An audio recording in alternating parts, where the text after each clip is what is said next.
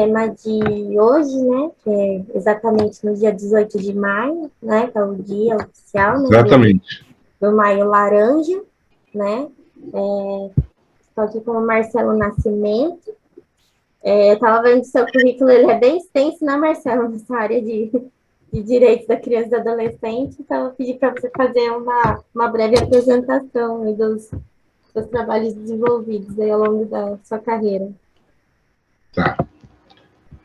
Bom, eu sou Marcelo Nascimento, eu sou professor de Direitos Humanos de Crianças e Adolescentes, fui conselheiro tutelar na periferia de São Paulo, num bairro chamado Guaianazes, tinha 600 mil habitantes, né, fui por 2 mandatos.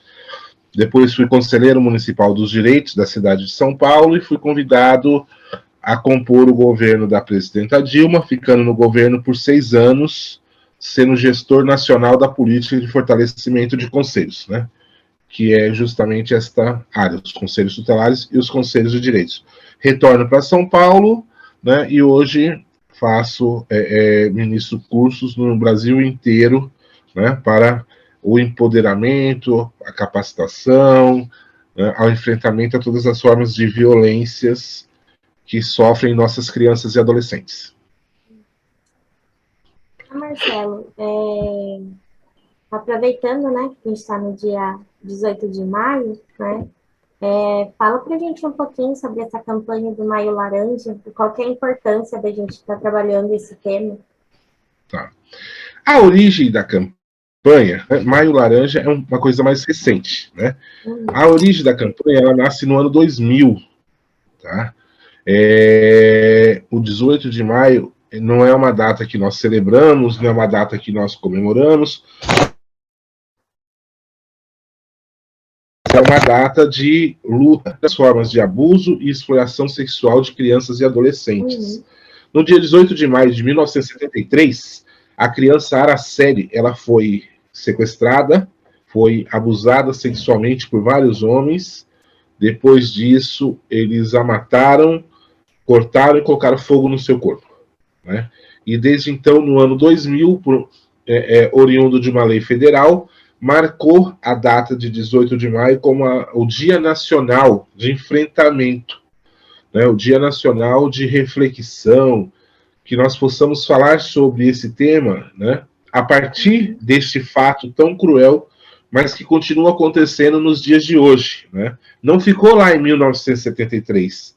No ano de 2021 continua acontecendo. E aí é muito importante que nós possamos falar sobre isso, que nós possamos refletir, né, sobre essa grave violação para que isso não continue acontecendo no nosso país com as nossas meninas e meninos. Aí no caso, né, que a gente estava conversando anteriormente, né, as famílias, né, das nossas crianças, né, que são de escola pública, a maioria delas, elas não tem esse benefício do home office, né, que é tão falado durante a pandemia, o hashtag fica em casa, né, eles não têm muito esse benefício com as escolas também, né, fechadas, elas acabam terceirizando esse cuidado, né, eles precisam recorrer a um vizinho, a um avó, tio, parente, e aí às vezes eu fico pensando assim, né, a criança, ela, muitas vezes, ela não verbaliza, né, as coisas, até por medo, por ser coagida e tal, e quais os sinais, assim, que você pensar assim, que a gente começa a observar na criança para ver que algo ali não tá muito certo? Tá. O que é importante também a nossa reflexão, né?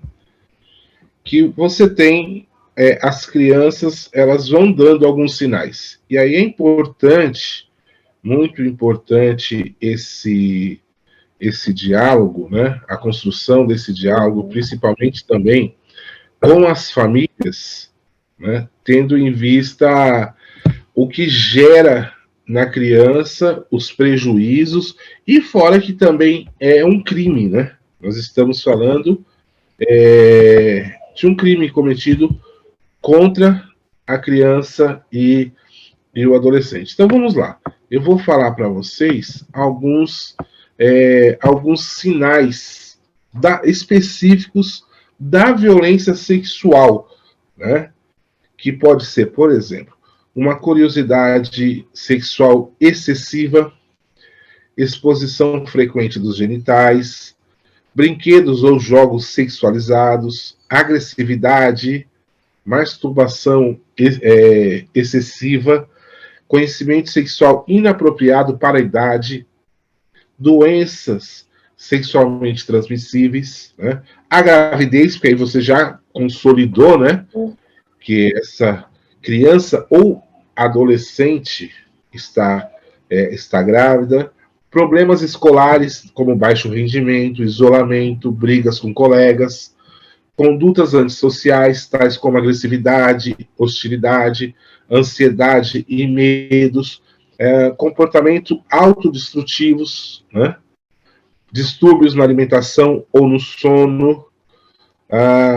Isso é muito comum também, já mais nos adolescentes, começar o uso muito cedo ou abuso do álcool, né? Usando álcool excessivamente, marcas e hematomas no corpo, né? Ferimentos e queimaduras diversas. Essas todas podem ser sinais, né?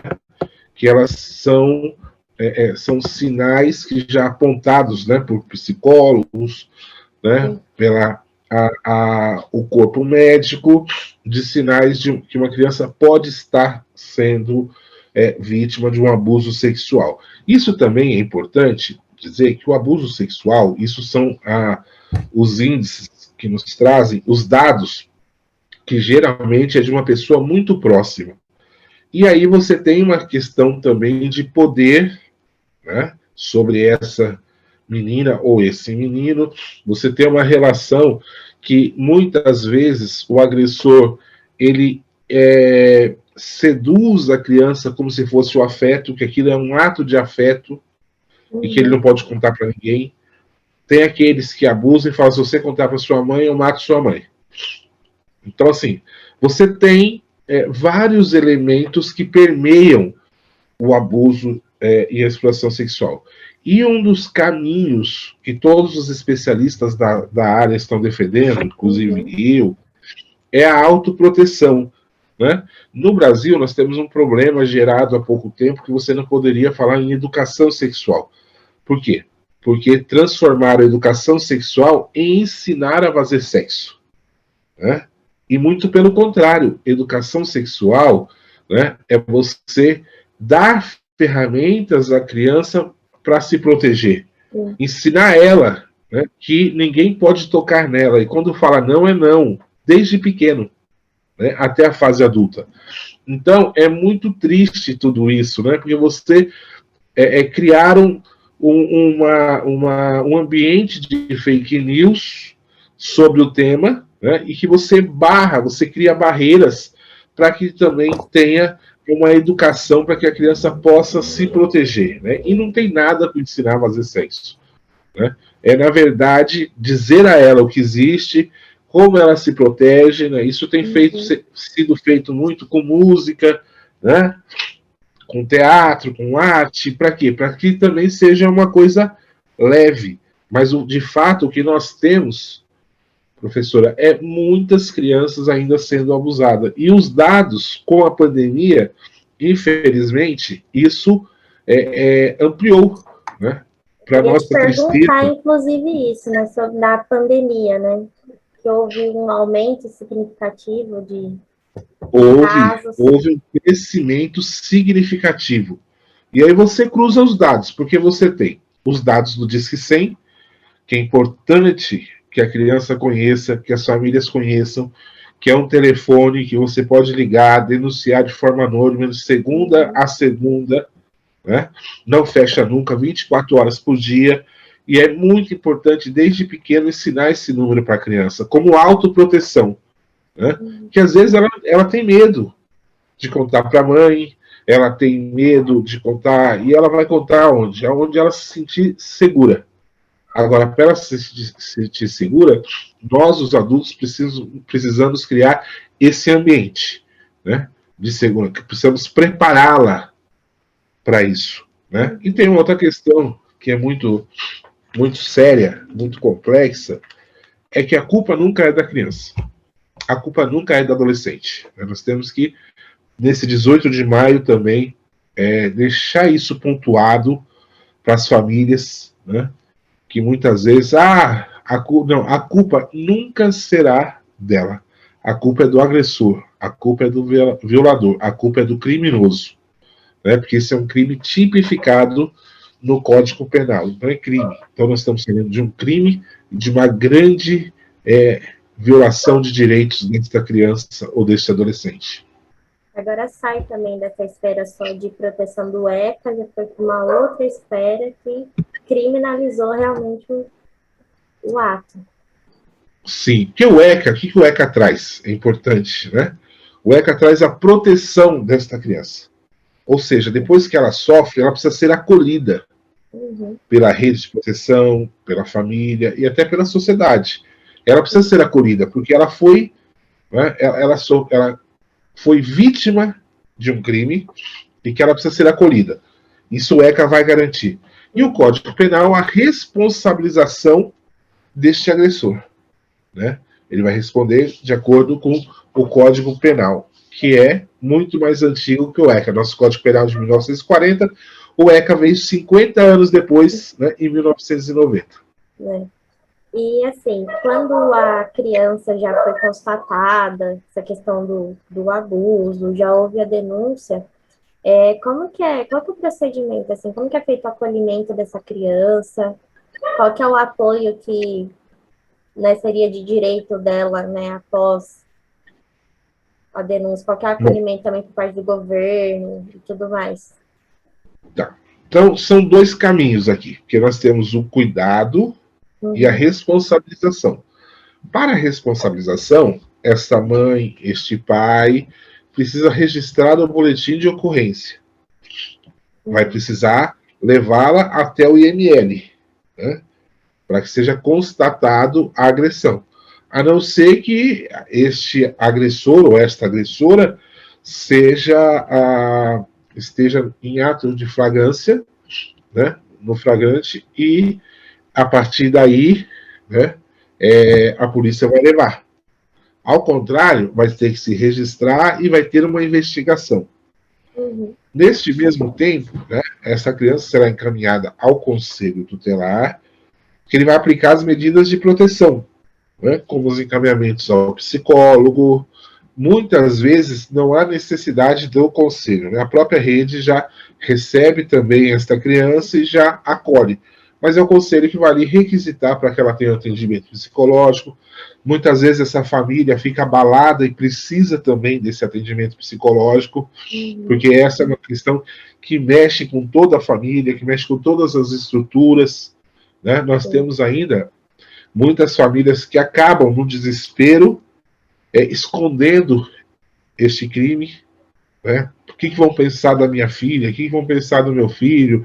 E isso ainda acontece nos dias de hoje, então é muito importante que esta família também seja acolhida, né? Isso quem faz é a rede de proteção, são os serviços financiados pelas políticas públicas no município. Bacana. Você pode aqui, por favor, qual que é o canal de denúncia? O canal de denúncia? Denuncia? Isso. Hoje você tem o Disque 100,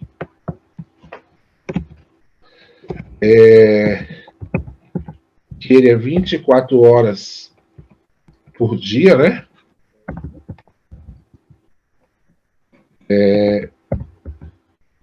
Segunda a segunda.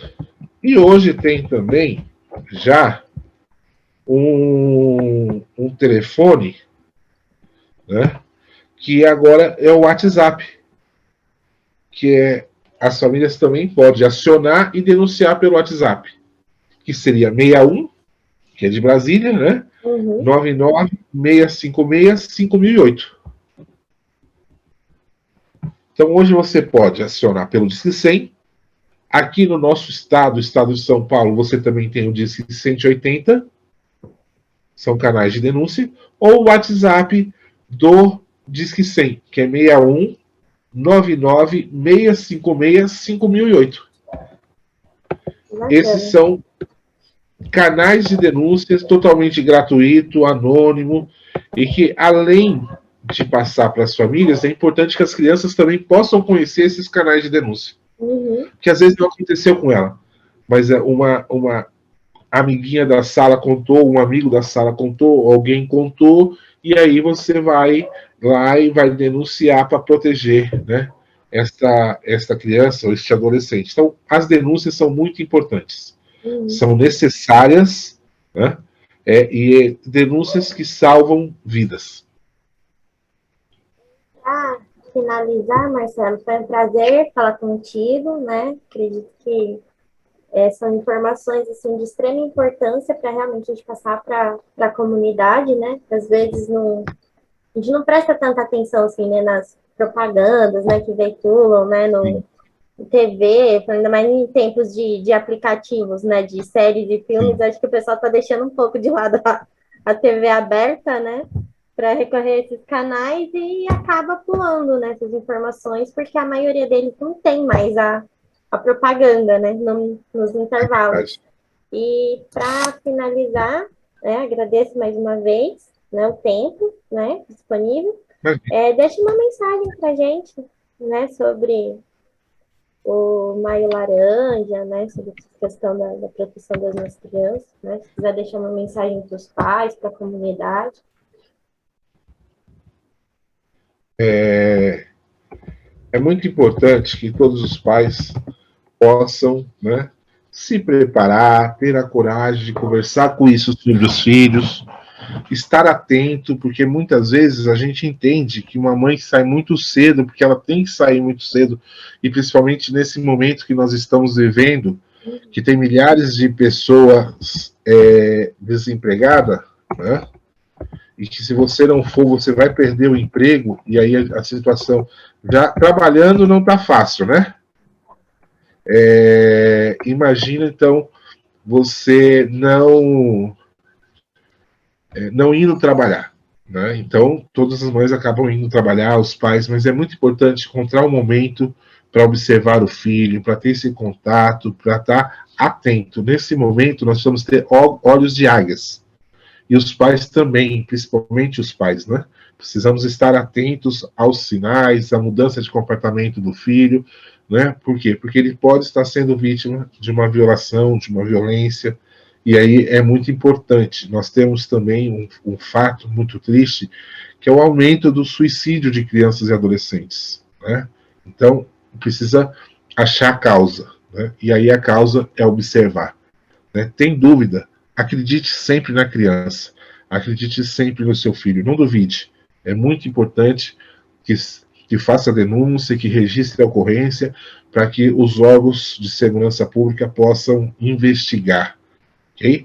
E aí, o segundo é o canal, né? Os canais de denúncia, conversar com o filho, dizer que existe, por que existe, e quando ele pode aceitar. E termino dizendo, né, que tem uma frase que a gente sempre usou na campanha, Faça Bonito, do 18 de maio, que é: esquecer é permitir, lembrar é combater.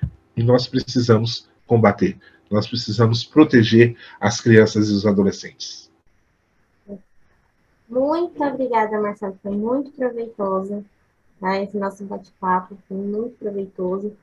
Agradeço de coração e vamos propagar aí no Maio Laranja para que tenha aí já uma nova dimensão aí nos anos que Sem vem. dúvida. Eu digo que nós precisamos erradicar o abuso sexual. Não é nem diminuir, é erradicar. As crianças precisam viver livres de violência. Sim. Obrigadão, viu? De nada, à tua disposição. E da maldade de gente boa, da bondade da pessoa ruim, Deus me governe e guarde, ilumine e zele assim. Deus me proteja de mim e da maldade de gente boa, da bondade da pessoa ruim. Deus me governe e guarde, ilumine e zele assim. Caminho se conhece andando.